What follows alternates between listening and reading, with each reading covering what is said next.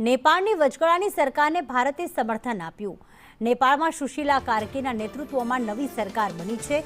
ગઈકાલે સુશીલા કાર્કીએ નેપાળના પીએમ પદે શપથ લીધા હતા અને ભારતે તેનું સમર્થન કર્યું। નેપાળના પૂર્વ ચીફ જસ્ટિસ કાર્કી પહેલા મહિલા વડાપ્રધાન બન્યા।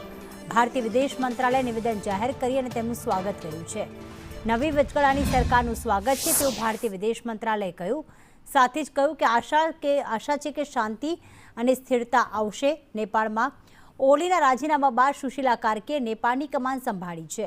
નવી સરકારને 6 મહિનામાં ચૂંટણી કરાવવાનો અધિકાર છે। તો નેપાળ એનજીઓએ સુશીલા કાર્કી સામે 3 શરતો મૂકી છે। પહેલી શરત છે સંસદનો ભંગ કરવો, બીજી શરત છે આંદોલનકારીઓ પર થયેલા દમનની નિષ્પક્ષ તપાસ કરવી અને ત્રીજી શરત છે ગત સરકારના નેતાઓની સંપત્તિની તપાસ કરવી।